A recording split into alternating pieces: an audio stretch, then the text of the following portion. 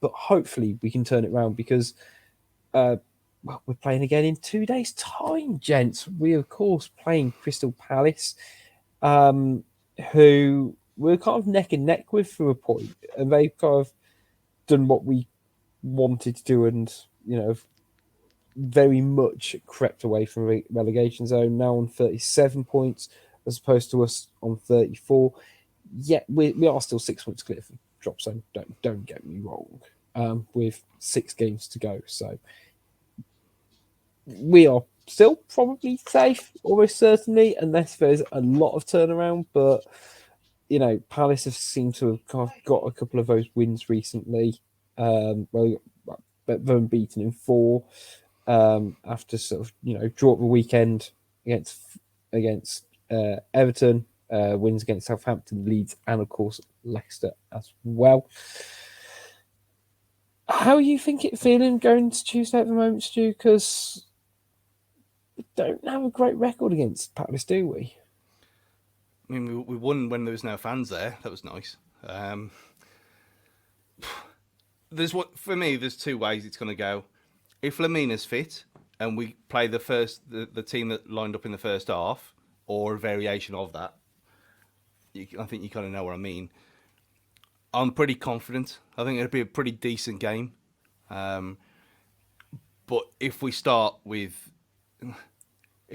playing horseshoe football again with certain players in there and a certain lineup, we're going to get absolutely ripped apart, man. I mean, you look at how, I know they only got 0-0 at the weekend, but look how flowing they were playing the foot. It was the kind of football that we were playing in the first 20, 25 minutes yesterday that Roy the boys brought back to them out of nowhere. If we start pissing about and playing some kind of like containment, boring football again, I think they just rip us apart. I've got no confidence in it whatsoever if that's the case.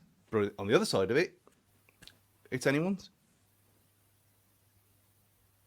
Yeah, I think you're probably right. I think it's all down to what he does, and I think the 2 key things you need to think about are who plays up front if Diego Costa can play, and then who replaces Lamina, because they're the 2 key areas that what we've done well with in recent games, and when we've won games, especially like the Chelsea and the Brentford game, is these have been the 2 key areas within the spine of our team. And if we have points in that squad where we haven't got a spine, Cunha playing as a lone striker, it's not going to work. It's like having a body with no head, because you can't do nothing. It's there's nothing there. He's a good footballer, but he links play. You need somebody to play off. Diego Costa can give you that because of all the experience that he's got in the world. Can Raul come in and do that? I don't know. It's hard to say. We're at a point now where we're screaming for Sasha Kalajic to have some kind of Jesus-esque revival, to be brought back from the dead of an ACL injury, to come back and play, because it's exactly what we need, and that's where we see the positives. Before the pedants come on Twitter, he can't play this season. He's not registered. Fair enough. I'm sure we could. Because he's been such a miracle scale of a comeback. I think the FA could probably do us a solid. We could dress him up as Chiquinho, but that would be problematic in 2023, wouldn't it? So yeah, don't go there. No further comment on that one. Yeah, we'll swiftly move on. It's a full fixture. I was going to say it's a full game week, as the kids say nowadays. So you've got us on Tuesday, really interesting tie, Leeds versus Leicester. I mean, I know Leicester have just beaten us, but I'd quite like to see them win again now. And if it drags them in. Exactly. And, Leeds thought they got it all sussed out when they beat us 4-2. Oh, tie's turning.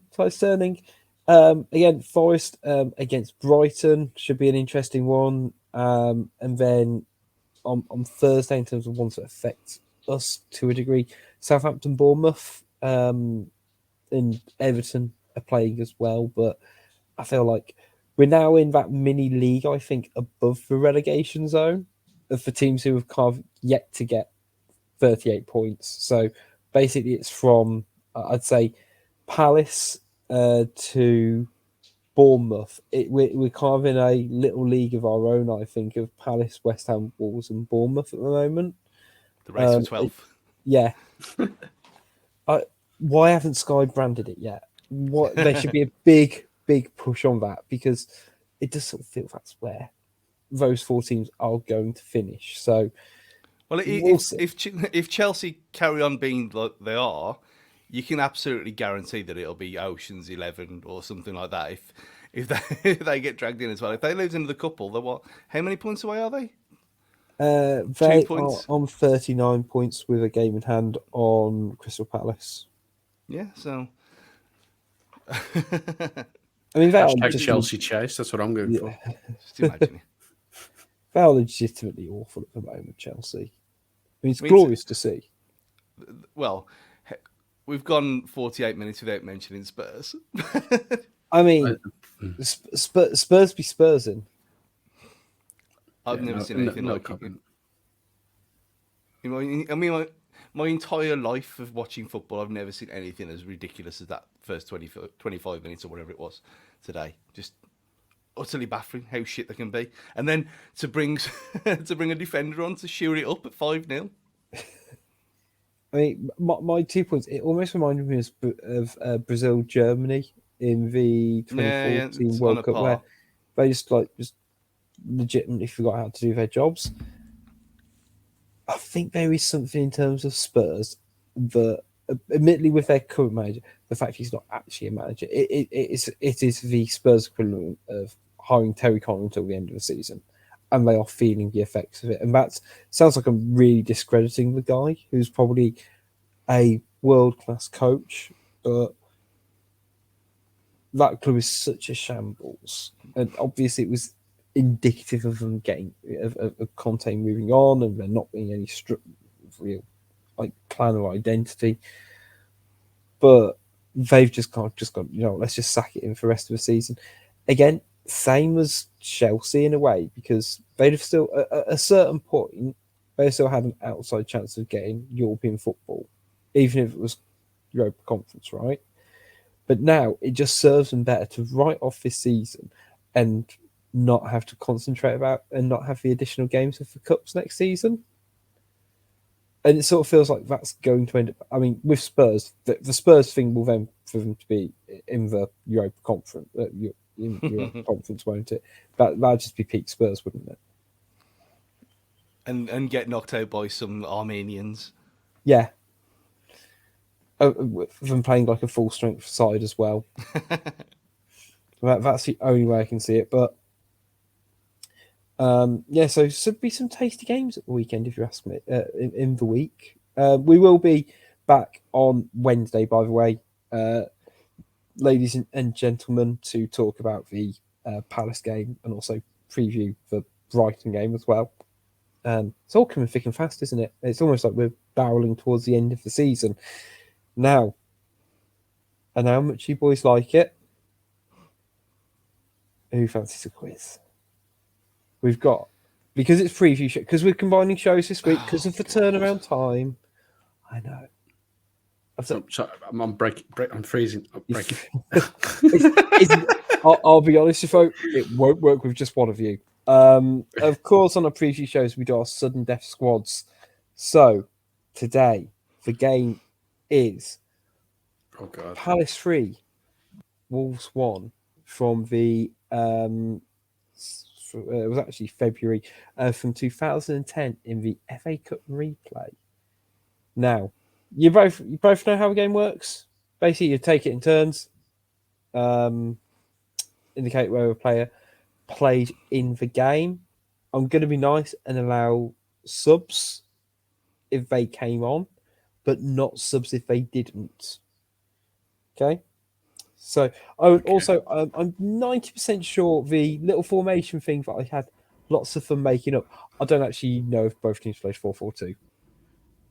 I just in case you're like, oh, is he playing mind games with me? No, just thought it's a Mick McCarthy team. Let's hedge our bets. But saying that, looking at the team, No, we didn't go 4-4-2. Stu, would you like to go first? Danny Butterfield. Yes. Hat-trick I, hero. I kept it pretty quiet up till now. Of course, for the untrained people in the room, the game was kind of infamous, for want of a better term, because Danny Butterfield scored a 6-minute hat trick, and I'm right pretty sure, was it a perfect hat trick as well? Yeah, he's a right back. Yeah, Yeah. he is a right back who, I mean, his stat lines, it's like he'd only scored 7 goals in his previous 252 games for Palace. And he knocked in he knocked in a left foot, right foot header. Was it? It was on. Was this the one on the? Was it on the FA website or ITV4? It was on ITV4. Yeah, And yeah, what a bad night. yeah. So yes, you've taken the easy one. That's fine. I'm glad you did. Jafo, you are up next. I'll go for a Wolves player. I'll go for Wayne Hennessy. Wayne Hennessy did start in goal that day. Hanneman was on the bench. Back to you, Stu. Jeffrey. He did. Joffrey Mugandjibi started the game. One of his few starts for Wolves. I'll go the Octopus. Christoph Berra. Christoph Berra. I get my fucking words out. Berra. Yes, Christoph Berra Yeah. started for Wolves. Carl Henry. Carl Henry started and scored for Wolves' goal that day in the 90th minute. Oh, do I risk it? Because I'm doing well. Do I risk it and go for a Palace player? Ooh. Oh, go on. I'll go Sean Derry. Sean Derry, yes, he started, was captain on the day, and I believe was booked. Like he should. Back to Stu, the studio. Um, The studio. what? That should be on the door. Why have we never talked about that before? Wardy. Stephen Ward did not feature. Oh, for fuck's sake. No, he was not on the bench as well. I don't know if he was out injured. But no. So Jafo, For an unlikely win. you've come for the win here. If you get it wrong, we lap back round. Michael Mancian. Michael Mancian Yeah, I think he played in started. midfield. Yeah. He's done it. He's only got to do it. It's the redemption arc. Do you want to see? This is your Rocky moment. Live it. Drink it in. Drink it in, Jafo. Let's see the lineups. So for Wolves, Hennessy in goal. Then a back four of Stearman, Craddock, Barrett, and Zubar, which spells kind of recipes for disaster for me. Midfield of Mancien, Foley, Carl Henry, Nenad Miliash, and Majanji Bia. And Sam Vokes up from by himself. Even back then, I think, for warning signs on the ball. A couple of shout out names for the players on the bench, though. So Marcus Hanneman, Andrew Sermon, David Jones, Greg Halford, Segundo Castillo, Ebanks Blake, Iniwalumo, and Jones, Ebanks, and Iwalumo came on. I found the Palace lineup far more interesting. I'm going to be brutally honest, because I could recognise most of them. Because, of course, I had Julian Speroni, Nathaniel Klein, Clint Hill. I couldn't remember Lawrence. Stu? It might be Jamie Lawrence, really. That one I struggled with. Danny Butterfield, of course. Davis in the middle of the park, alongside Sean Derry, Darren Ambrose, Neil Dans, Carl. Again, not sure. And then Alan Lee as well. Had a young Sean Scannell on the bench as well, which I think was a lovely throwback name as well. But yeah, bonkers game. I mean, in fact, if it wasn't classic Wolves to have a right back score a hat trick against you, then it would be definitely classic Wolves to lose to a team with the worst form in Europe after winning 2 games on the bounce. Which is more classic Wolves for you? I mean, the fact that Palace, it took us 5 hours to get there that night.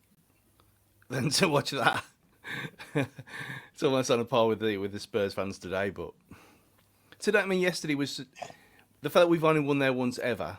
We'd never scored in the Premier League either before yesterday, let alone won the game in the Premier League. It was kind of nailed on that it was going to happen. Really, we got lured in by hope, which is always a bad idea. Which is why he kind of in a normal Wolves world that going to Brighton and losing is inevitable, but because they're playing well, is the curse broken? Will something else happen? Who knows? It's going to be magical. But we will find out on Tuesday, and we'll be back to talk about it on Wednesday as well. Big shout out to everyone who's tuned in live, to everyone who's watched this back on YouTube, and everyone who's listening to it on podcasts as well. Your support is, of course, greatly appreciated. We're really proud that we've got to the 2,000 subscriber mark. We are always growing, always trying to improve, always putting out fresh new content as well. So if you've not already subscribed, make sure you smash that like button and subscribe button, please, and thank you.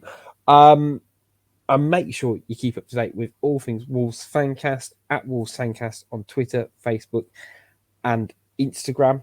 And again, as mentioned at the top of the show, we'll finish it off as well. Make sure you check out some of the stuff we're putting out in terms of our charity football match happening in a couple of months' time. Well, I was going to say a couple of months, in about 7 weeks' time as well. So yeah, and again, if you're interested in donating, I'll make sure the link's in the description ASAP for you as well. Until next time, though, it's goodbye from Jafo. Goodbye and hello to my win. And it's goodbye from Stu St. George. Yeah, let's just hope that Wolfie gets cleared. Clear his name. It was a mistake because we don't want the hassle to be. Goodbye, everyone. We really don't. And it's goodbye for me. We'll see you next time.